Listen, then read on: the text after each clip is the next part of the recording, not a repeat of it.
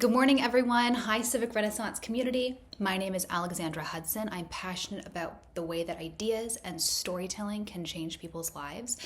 And I am on a mission to foster an era of multi-dimensional human flourishing, to foster an era of moral, intellectual, social, civic renewal.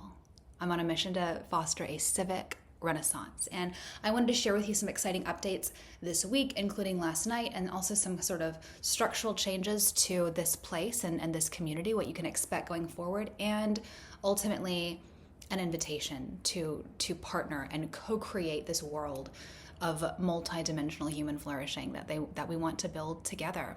So this week we are launching the Civic Renaissance Tour here in Indianapolis. And the Civic Renaissance Tour is this season of my work where the ideas of my book are going off the page and into practice. Right after my book came out, I started being inundated with requests from leaders who said to me, "I loved your book.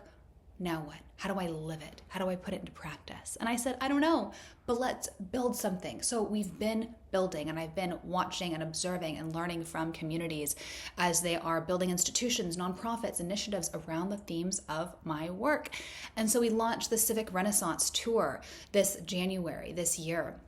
And that is when I come alongside a local leader who is passionate about creating an initiative around these ideas in their local ecosystem. We launched it in Shelbyville. It was a church in Shelbyville, Indiana, that led the community-wide transformation there, or late January.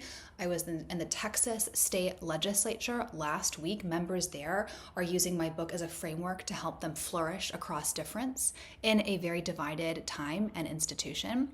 And now this week we are in Indianapolis. I'm so honored to be hosted by the Fairbanks Foundation, Indiana Humanities, and the University of Indianapolis to be on the keynote panel today with a local leader here in Carmel, Indiana, who has really embodied my book and tried to build a lot of initiative and inertia around an ongoing civility initiative here in Carmel, Indiana. And I'm honored that I'll have almost a dozen Civic Renaissance ambassadors in the audience.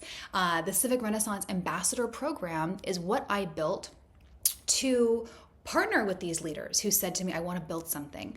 And so it's a program that I've built. We have several mayors, we have state representatives, we have members of Congress, we have just a wide array of leaders from across politics, across geography, and across vocation who are building on, again, these initiatives around my work. And it's a community of people just passionate about not just knowing these ideas, but living it.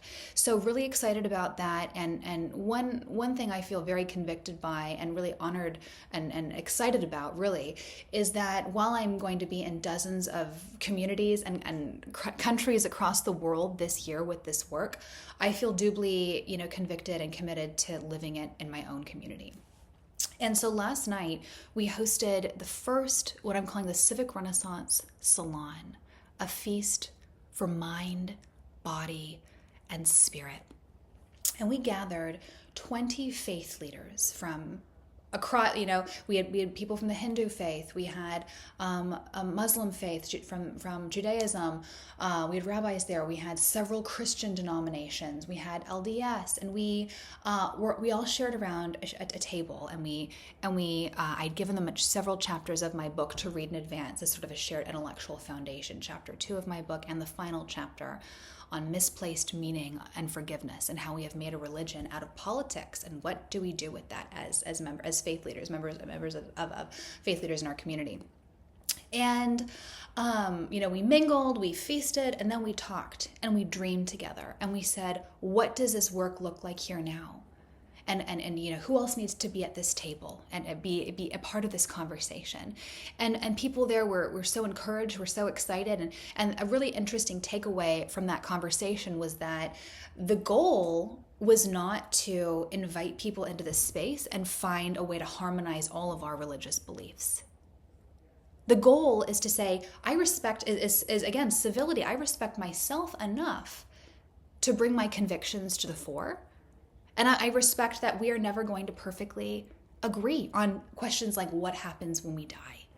And that's okay. That we can still come together as friends, as fellow citizens, and and even flourish. That was a really interesting conversation, dialogue, because that the same is true, that there's a misconception about this space of civility in public life in general, that people who are interested in this work really have no beliefs. They have no convictions. That compromise means that you don't, and respecting the beliefs of others means that you don't actually believe in anything at all. And you're just trying to get people to meet in the mushy middle. And that's not it. And that was such a beautiful embodiment of that. We didn't just state it, we lived it. Because we brought our convictions. We theology did come up last night, and practices. And it was so amazing to learn from each other and to be in this environment where people, who are not often around a shared table. They were, and now we have friendship and we have a vision that we're pursuing together. And so many of these faith leaders are inviting now their faith communities to read the book and say, what can this look like for our community now? So really excited about that. So we have the launch here in Indianapolis today with the Fairbanks Foundation, the keynote with the city councilor, and then we're having another Civic Renaissance feast tonight for local Civic Renaissance ambassadors. People are coming in from all across the country for tonight, as well as other parts of the state, and excited to gather kind of our core ambassador team and some of our core members to say, what now? Let's dream. What do we want to do in our own communities and together? And again, a feast for mind, body, and spirit. And this Civic Renaissance Salon is a tool I want to bring to communities on the Civic Renaissance Tour. It's not just a talk. It's not just a leaders roundtable, which is a really important part of this work, to say, okay, what are we going to build together? But also to rest together, to feast together, to displace, with beauty, resentments and unforgivenesses that might be holding us back. I love the story of Babette's feast that I'll let you read about in the final chapter of my book, that shares about the power of feasting, of sharing a meal together to heal wounds and displace resentments. And that's really the vision that I'm trying to recreate around a table with these Civic Renaissance Salon feasts. So if any of this interests you, reach out to me, and let's build a Civic Renaissance tour stop in your community. Let's have a Civic Renaissance Salon feast. If you want to join the ambassador program, I would love to hear your vision of what multidimensional human flourishing looks like in your community. I'm excited to partner with you, not just to read the book together and know intellectually these ideas, but to live it. That is the vision here today with the launch here in Indianapolis, and so much more to come. Really grateful that you're part of this community. And in that spirit, if you support this work, please become a paying subscriber. I am merging ambassadors and paid subscribers. I want to kind of have more efficient, nourishing of these communities. They have been kind of separate for the last several months. And I think, if you become a paying subscriber, that's part of being a Civic Renaissance ambassador. You are saying, I believe in this mission. I believe in this work, and I want to be part of it. And we need you. We need, it takes all types. We need all backgrounds. And if you have ideas for me about how to grow this work, I want to hear it. Please write to me, respond to this email. And ultimately, I'm glad you're here. Grateful you're part of this community. Talk soon.